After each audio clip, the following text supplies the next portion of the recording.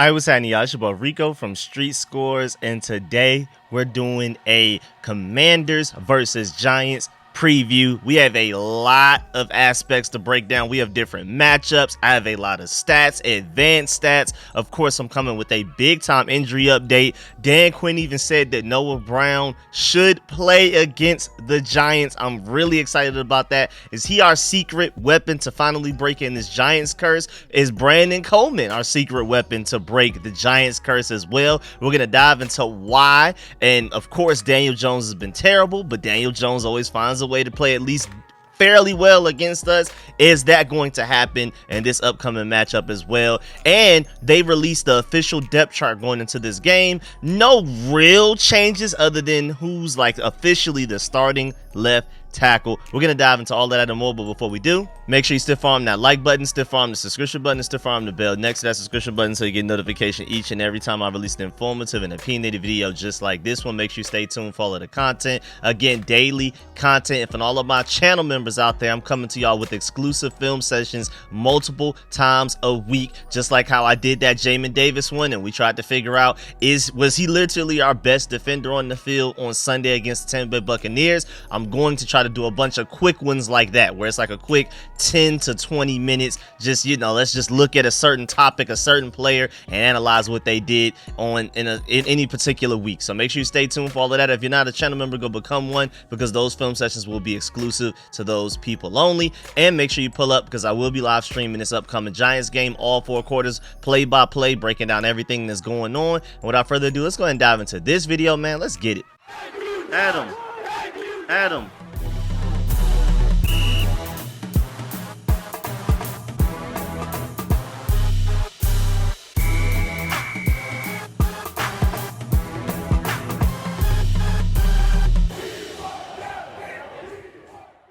Well, first of all, you know, just some quick stats, some basic information to really start it off all the way back to step 1. We are both pretty new teams right now. Like, nobody in the NFL, just in general, is as new as the 2024 Commanders in terms of roster, coaching staff, and front office. Like, we may have the most turnover from top to bottom in one offseason in NFL history, honestly. But the Giants are fairly new as well. When you look at it, of course, Dan Quinn, this is his first time being a head coach for the Commanders. Offensive coordinator Cliff Kingsbury, first season here. Defensive coordinator Joe Wood Jr., first season here. And special teams coordinator Larry Izzo, first season here as well. But on the Giants side, head coach Brian Daboll is going to his 3rd season, and I believe I saw somewhere that this is like his 1st season being the play caller for the Giants. And then assistant head coach, offensive coordinator Mike Kafka, this is his 3rd season as well. But then defensive coordinator Shane Bowen, this is his 1st season. And special teams coordinator Michael Gabriel, I hope that's how you pronounce that, this is his 1st season as well. So it's not like we're going up against a very seasoned, nuanced team like we did last week against the Buccaneers, who not only went to the playoffs last year, but remember, they beat the Eagles like 32 or 33-9. Like, that was a really good team we went up against just last week. I feel like a lot of people forget that, because not even just talent wise, but continuity and chemistry wise, that is a team that at its very core is pretty much the exact same as last year. They didn't have a lot of growing pains and accidents that were happening like we did, where it's like obvious, like guys like Bobby Wagner and Deron Payne and Jonathan Allen, you could tell that they had never played a single snap in the preseason. That was really like a 4th preseason game for a lot of those guys. And not even just the fact that they didn't play at all in the preseason, but they've never played amongst each other outside of practices and I guess joint practices as well against the Jets and the Dolphins. Outside of that, these guys, that was their first action ever playing together. And I'm just expecting that we'll just naturally be better just because of the fact that now they have that game under their belt. This will be their 2nd game of ever playing together. But also, we're going against a not good Giants team. Like, when you're comparing total offense versus total offense, when you're comparing a lot of different sections, as you can see on the screen right now, we're 17th in total offense, they're 26th. We're 17th in scoring offense, they're 32nd, dead last. I mean, now granted, I do want to preface the fact that this is only 1 week. There was only one game that happened. So when we're looking at these averages and rankings amongst the NFL, only 1 week happened. So a lot of these things can change. This is not a great indication of who these teams are, but I'm gonna do this every week, and I just feel like I shouldn't skip this week because we only have one game under our belt. But passing offense, we're 2 spots behind them. We're 19th, they're 17th. Sacks allowed, we're 8th. And they're 31st with 5 allowed. Rushing offense, we're 12th. They're 27th. I mean, losing Saquon is definitely going to set you back. You saw how much of an impact he had for the Eagles that first game of the season. And then total defense, we're 26th. They're 19th. So they, apparently they're better than us overall. We'll see. Scoring defense, we're 31st. They're 23rd. But at the same time, they went against the Minnesota Vikings. We went against the Tampa Bay Buccaneers. Again, a very underrated team. Easily a playoff contender. There's an argument to be had that they may even be a Super Bowl contender, especially when they're healthy. We did face them while they had a lot of injuries. I mean, they lost a lot of guys like Antoine Winfield mid-game. Levante David even had to lead the field at some point. So it was an injury-riddled Tampa Bay Buccaneers team, but it's still a really good team. We saw what Baker Mayfield did to us. But my main point is we went against Tampa Bay Buccaneers. They went against the Vikings. I believe wholeheartedly that the Buccaneers are a better team than the Vikings, especially week 1 right now, because the Vikings have a lot of newness going on with them as well. I mean, first of all, starting quarterback. This is their first time not having Kirk Cousins, their starting quarterback, in several years. So I just feel like we went against a better team last week. But again, once we start to get more games in and I do these game previews and you're seeing these stats like you're seeing right now, we'll get like a more accurate reading on who these teams actually are when we're doing these previews. But third down offense, we're 26th, they're 15th. And then I don't know how I managed to skip that. Passing defense for 29th, they're 21st. Sacks it's like a big way tied for 26th amongst the NFL with 1 each. And the way we had Baker Mayfield wrapped up, it's amazing that we only walked away with 1 sack. That's crazy. Rushing defense, we're 16th, they're 15th. Third down defense, we're dead last from what the Tampa Bay Buccaneers did against us. They're 13th. Time of possession, we're 24th, they're 12th. And turnover differential, we're all tied for 12th because neither of us have a turnover. And that is just all the way from 12 all the way to basically through 32. There are that many teams in the NFL that don't have a turnover. So again, once we get more weeks under our belt, I feel like these rankings will be a slightly more accurate reading of what these teams are, and it'll become more and more accurate as the season goes on. But moving on, and even in spite of all of those stats that I just gave you, because again, it really doesn't mean much at this point with only 1 game under our belt. It'll start to mean something more as I do these game previews later on in the season. But no matter what, man, we'd be crazy to lose to a team that bad, dog. I'm sorry. And I know that, we can't talk like we're just this high and mighty great team, but come on, man. The Giants, dog, we just can't. But we've been saying this for years that there's no way we lose to the Giants, and we still have found a way to lose. Even when Daniel Jones wasn't healthy last year, we lost to Tyrod Taylor and then that other quarterback whose name I can't even remember. And also, just to put it into perspective of how bad the Giants have just truly been, and yet we've still been losing to them. The last time every NFL team won in week 1, as you can see on your screen right now. And first of all, we can't skip over the Colts since they haven't won a week 1 game since 2013. Like, we be complaining about certain things, but you got to remember last year, even though it was terrible, we started 2-0.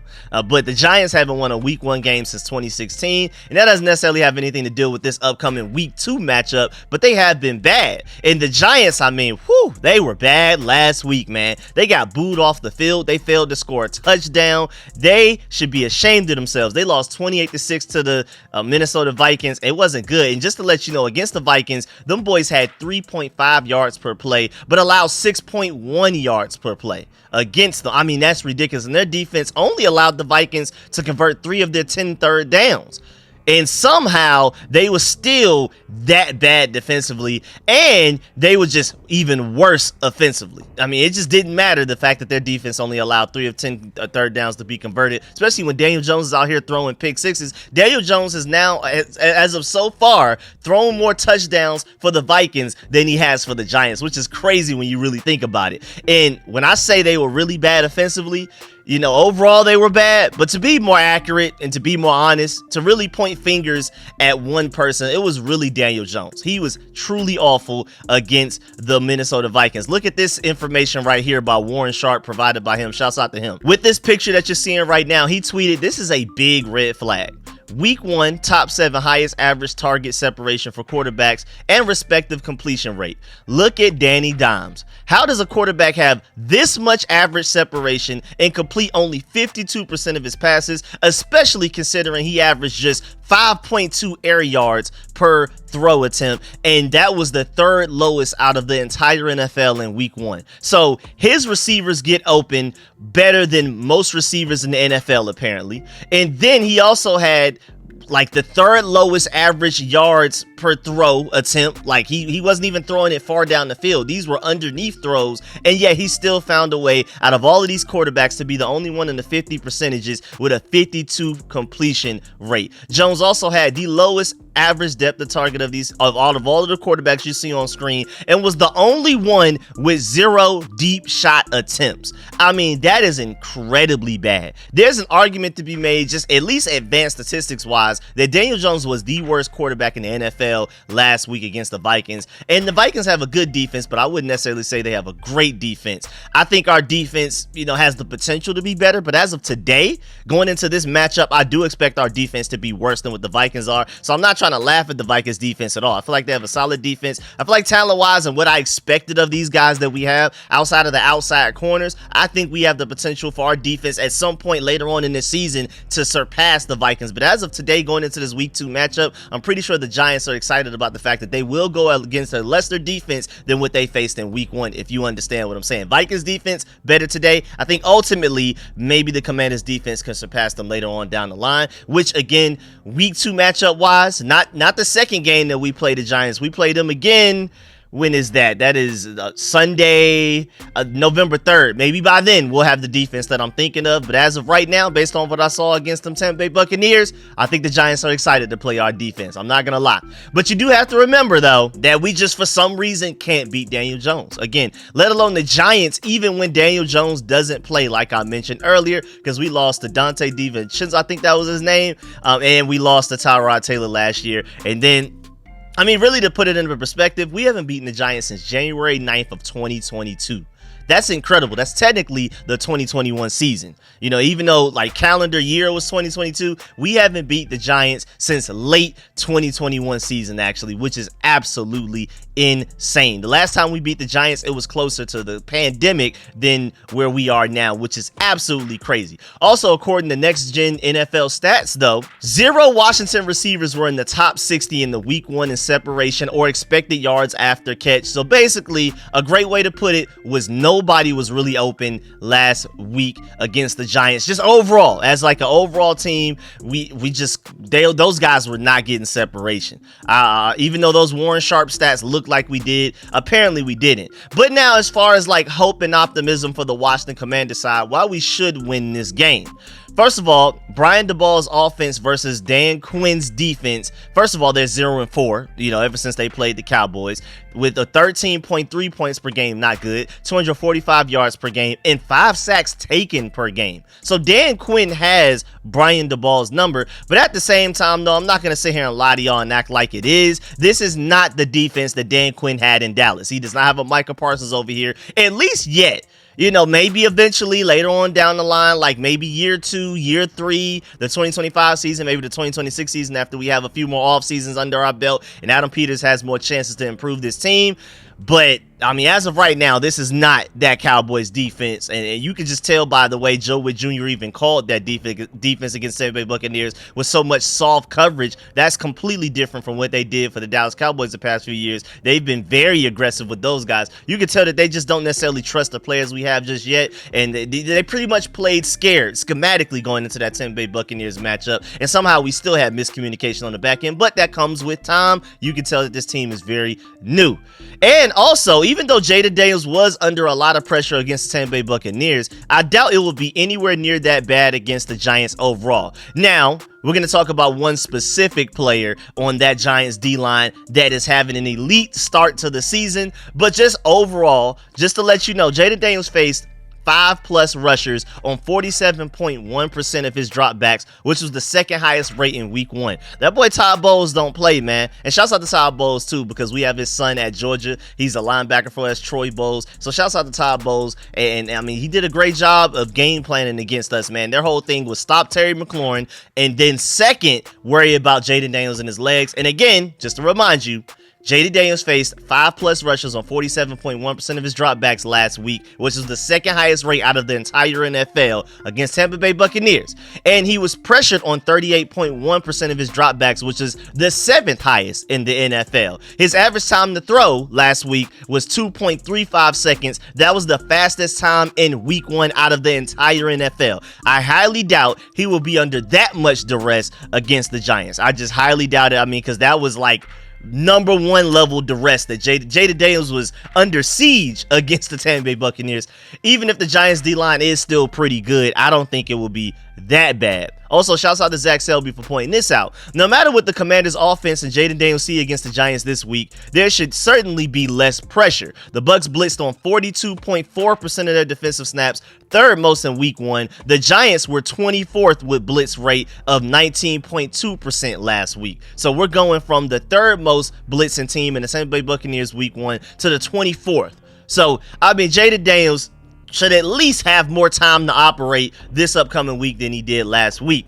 Also, shouts out to Jeffrey Chadiha for his comments on the Giants, because you saw the Kayvon Thibodeau interview after the game. They have a lot of turmoil going on right now. Malik Neighbors complaining. They asked him about what's going on. He was like, I ran my routes, I got open. This is a team that doesn't seem to be like meshing very well and have each other's backs. Even though we got throttled by the Tampa Bay Buccaneers, the only real like off the field concern I had was Jonathan Allen being the first guy on the team bus. I didn't like that, but we didn't necessarily have any like bad interviews of guys throwing each other under the bus and things like that, or like lashing out at media members. The Giants did. But also going back to Jeffrey Chahida, when talking about the Giants D-line in the opener, he said, quote, "Those guys get paid a lot of money to make plays, and to have no sacks and no pressure, it was shocking. That team is a mess," unquote. So now let's look at the Washington Commanders offense. It's actually crazy too, because I know, we made our fair share of mistakes last week, but there was some flashes, there was some signs of hope, because the best offenses on early downs in week 1 using EPA per play on downs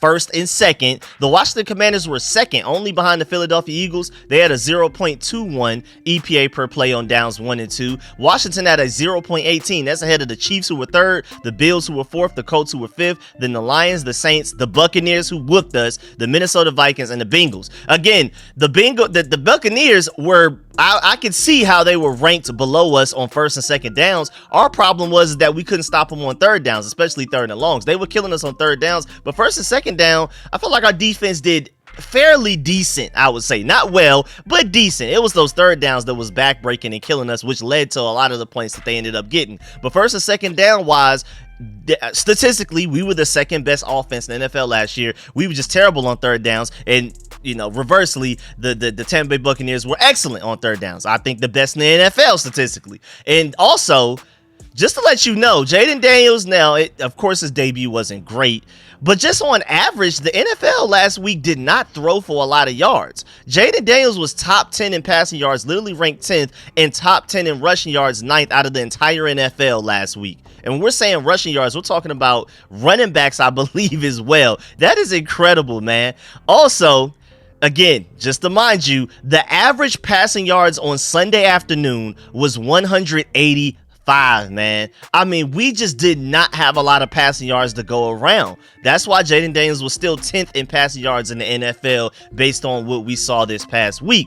Also, shouts out to Grant Paulson for this one. For some context on Jaden Daniels' 16 rushing attempts on Sunday, Robert Griffin never ran the ball more than 13 times in any game in his career. So 16 attempts is a lot. Now, granted, the vast majority of those were just scrambles. That wasn't like a design run called by Cliff Kingsbury, where we know pre-snap Jaden Daniels was going to run the ball. This play is called for him to run the ball. But still, the fact that Robert Griffin, as much as a runner he was known to be, literally a track guy coming out of college, He never ran the ball more than 13 times in any game of his NFL career, and Jaden Daniels had 16 in his first game. Just to kind of compare it, week 1 quarterback rushing attempts. Lamar Jackson tied for first place with Jaden Daniels with 16. Justin Fields was third with 14. Jalen Hurts was fifth was fourth with 13, and Josh Allen was fifth with 9. That is incredible. That is a very high rate of running and scrambling for Jaden Daniels.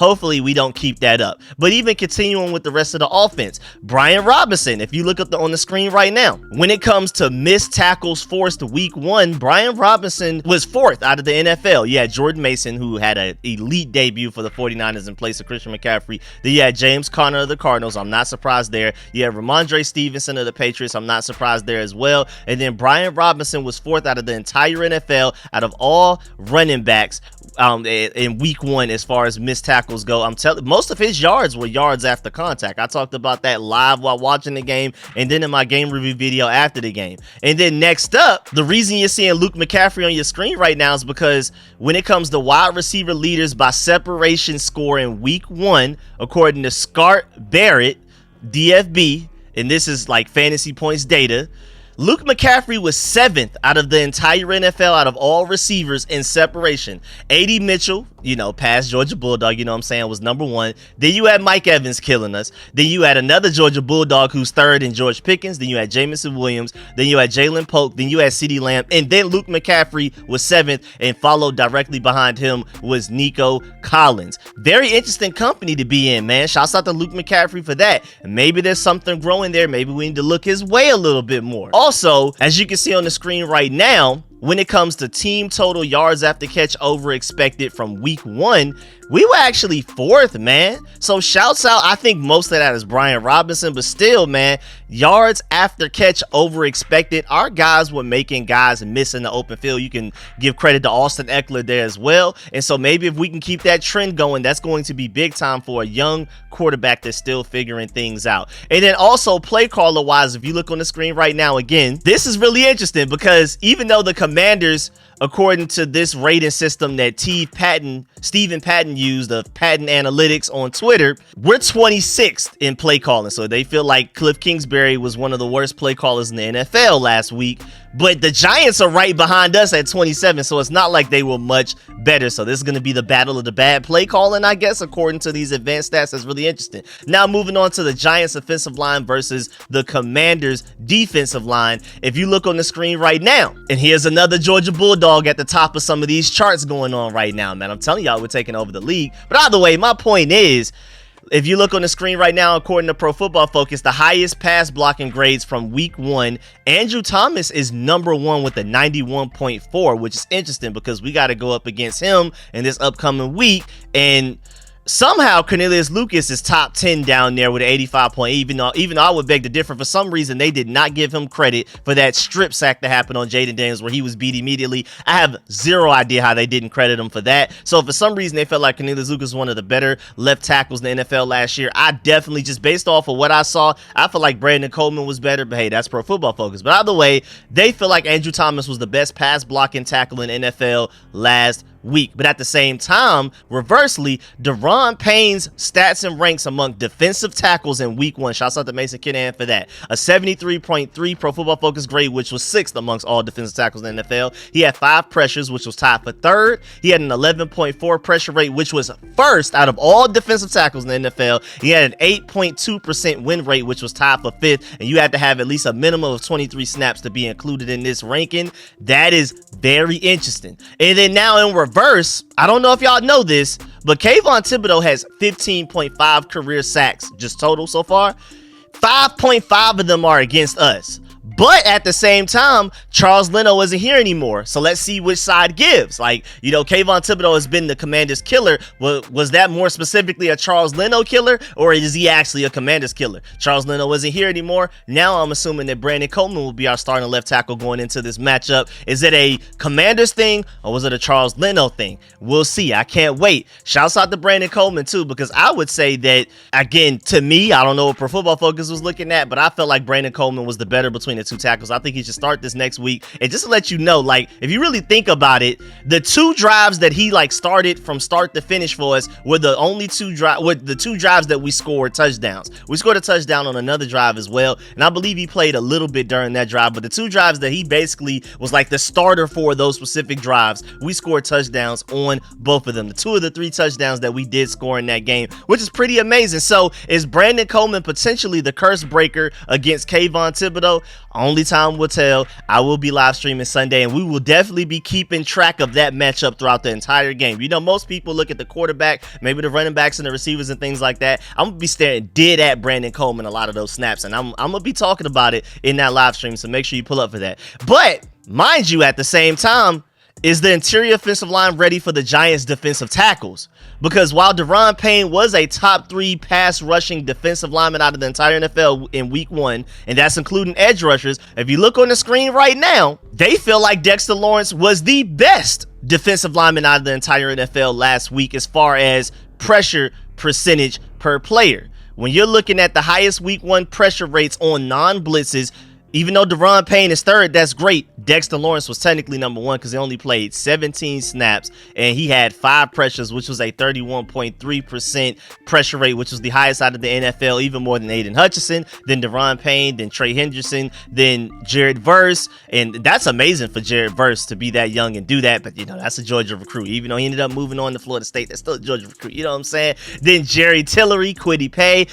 Hey, you see your boy Chase Young down there at number 8, and then ironically Leonard Williams, who used to be a Giant, is number 9. And then moving on, getting away from like some of the specific matchup things that we have going on, like I said before the intro, apparently Noah Brown is trending towards playing in week 2 per head coach Dan Quinn. And I understand, like, yeah, I get it. He didn't play week 1 because he doesn't know the playbook. He doesn't know the route concepts. He doesn't know the language of the offense yet for Cliff Kingsbury is going to be giving him and things like that. He doesn't know like the route combinations. He doesn't have great chemistry with Jaden Daniels. But man, we were starving last week at receiver, man. We just needed a guy to make a play. And I think once Noah Brown does catch up with the offense, I think he will be our 2nd best receiver. Even though, again, advanced stats wise, Luke McCaffrey gave us something that maybe went over people's heads, so maybe that's a guy we need to watch out for. But I think Noah Brown is going to be a huge boost for us in this upcoming game against the Giants.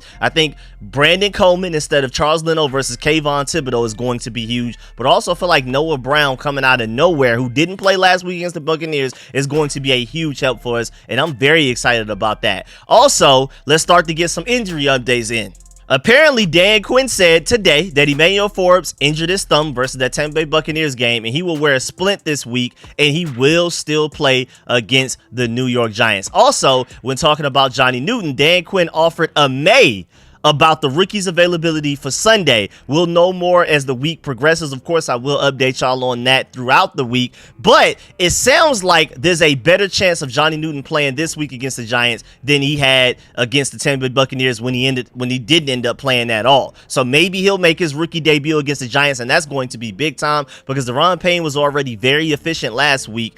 I can't imagine how good this defensive line can be once you add 2nd round pick Johnny Newton to it, who I feel like has the potential to be our best pass rushing defensive tackle, even including Jonathan Allen and Daron Payne. Now, of course, overall, I'm not saying that he's going to immediately be better than both of those guys, period, because you also have to run stop as a defensive tackle. But like pass rush upside, I think Johnny Newton has the potential to be a true disruptor and to really be a thorn in Daniel Jones' side, man. But now let's move on to the actual full-blown injury report as of today, just Wednesday. Now, granted, we'll know a lot more by the time Thursday and Friday come, who's actually going to play, as you can see at the end of the picture that you're looking at right now. Like, of course, I will update y'all on the official game status and everything like that. But as of right now, Zach Ertz didn't participate in practice, but that was rest, so he's good to go. Don't worry about it. Johnny Newton, apparently, he didn't practice today because of rest. I gotta see what you mean by that. We gotta see what happens Thursday and Friday if he participates in full, limited, all of that type of stuff. And then my boy Tyler Owens with the ankle injury was limited, but I'm pretty sure he's good to go, even though he's primarily a special teamer right now. We'll see.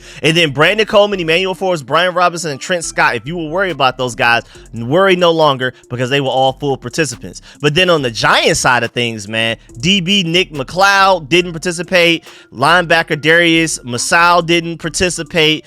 Gunnar Zawiski, I believe. Man, they got a lot of names that's hard to pronounce, man. I apologize to those guys, but golly, Giants. Then Darius Slayton, concussion protocol, did not participate, but linebacker Micah McFadden did participate fully in practice, but they have a more injury situation going on. They have a bigger injury situation than we have going on right now. So, hey, man, shouts out to the Commanders for being relatively healthy right now. Also, Dan Quinn had some notable things to say about the team, even outside of injury updates today after practice or before practice. Dan Quinn talking about Jamin Davis. He said the speed and athleticism were in action against the Tampa Bay Buccaneers, and he liked the inside move on that tackle for loss that he had against one of the best tackles in the NFL that he did that against, in Tristan Wirfs, and he liked to see him on special teams as well. I think Jamin Davis is going to play a pretty big role. He only played like 20% of snaps against the Tampa Bay Buccaneers, and as well as he played, I think we can assume that he may play more snaps going against the Giants, so I'm excited about that. Dan Quinn was also asked how players reacted to Tell the Truth Monday. You know, that's a thing that they have here where they, like, you know, they're fully transparent. They hold people accountable. They call people out on Mondays after games because it's time to tell the truth. He said he saw urgency amongst the players, particularly among those that showed up on their off day, Tuesday, to watch film as a group. So even though Tuesday was a day off, guys still showed up to the facilities to watch film together. So you could tell that these guys really want to get better. I thought that was interesting and very encouraging. I'm very optimistic about the future of this team. Again, mind you, we did go against a really good team against the Tampa Bay Buccaneers, and also the fact that these guys are like really holding each other accountable and going out of their way to put in film study on days that they're not even asked to is really encouraging, man. Also, Dan Quinn talking about preaching accountability. He said, quote, "You don't have to be a jerk to confront somebody, but you have to do it," unquote. And I like that message, man. I hope we carry that forward.